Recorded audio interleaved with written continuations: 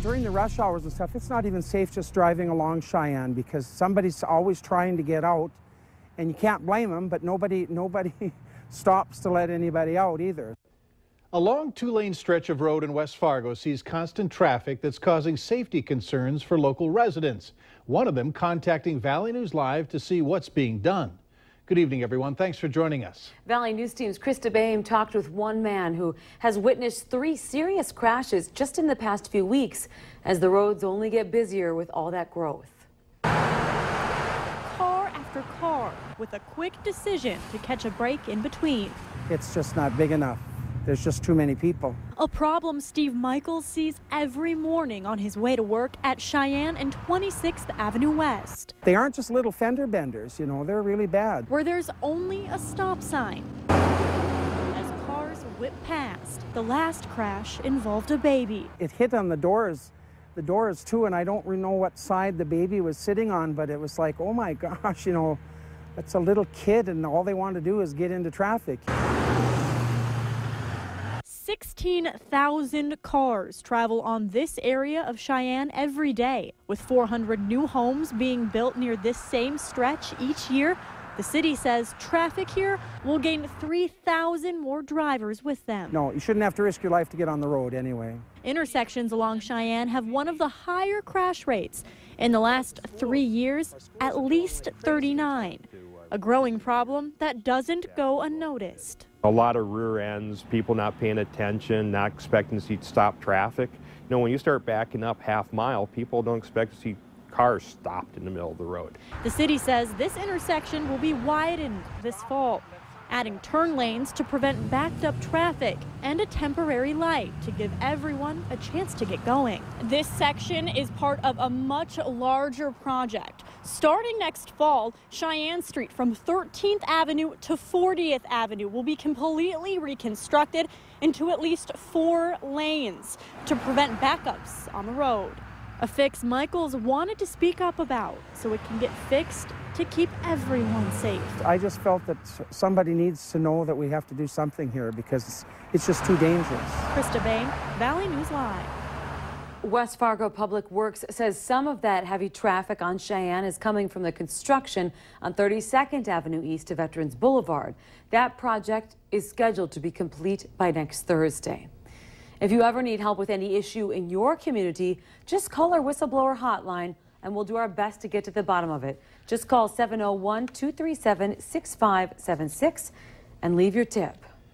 A senior pastor from a North Fargo church says he's resigned after feeling pressure from parishioners for not performing same-sex marriages.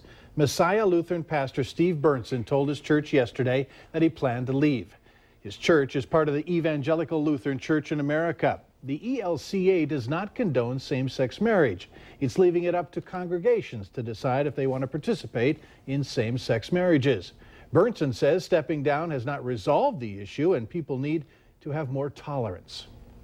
What used to be kind of a commonly understood assumption is now becoming a minority position and barely tolerated. Eastern North Dakota Synod Bishop Terry Brandt said in a statement he is deeply saddened by the situation at Messiah Lutheran. One man is behind bars tonight after he stabbed another man in downtown Fargo last week. Police announced today that they were looking for this man, 49-year-old Adelawab Ashore, in connection to the stabbing that happened near the Spicy Pie located at 4th Avenue North and Broadway in downtown. Shortly after 5 tonight, police received a call that Ashore was at Gladys Ray's shelter.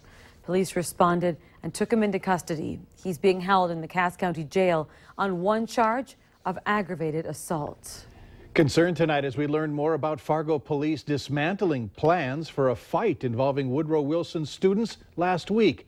Police say they were able to prevent the potentially dangerous confrontation between the two groups of teens thanks to a school resource officer. The Valley News Team's Cornelius Hawker sat down with a senior from Woodrow Wilson High who wishes her fellow classmates understood school is for getting an education, not for creating fights.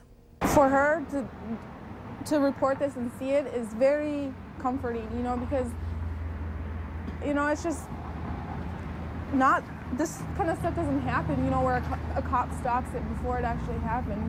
Carly Steinfeld is breathing a sigh of relief after learning her school resource officer at Woodrow Wilson High School helped stop a planned fight between two groups of teens, one group that was found to be packing heat in the form of a stolen handgun.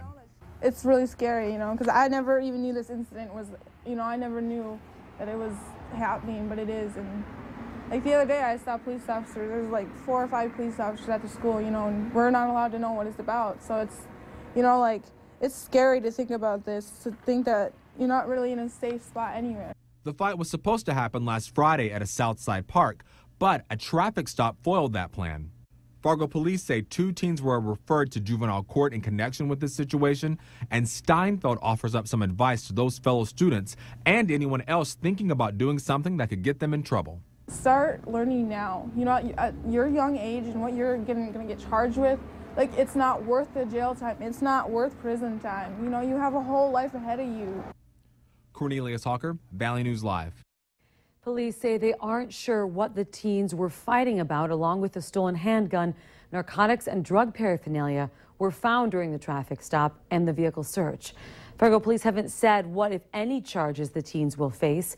But stick with Valley News Live and valleynewslive.com for updates on this story.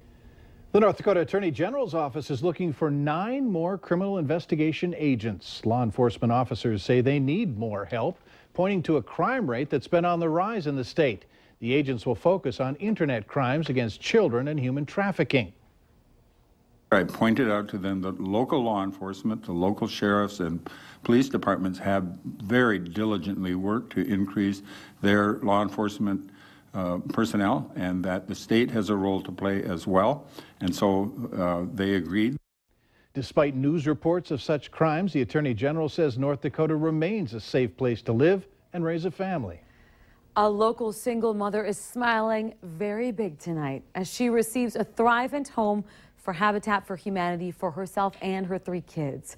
Habitat and Thrivent representatives, as well as Moorhead City officials, and of course a very excited family, gathered tonight to honor the hard work, generous financial backing, and the community support that made this home possible.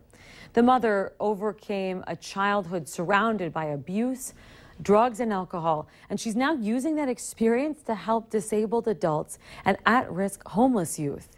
The family lives in a trailer home that's falling down around them, and the builders are more than eager to move them into this new home.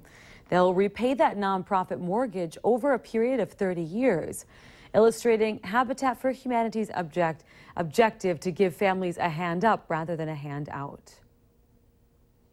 Just to walk into the house here and see it completed is so exciting, to see the families that it's actually making a difference for. So. Neighbors, volunteers, and sponsors are welcome to come meet the family and, of course, tour the home.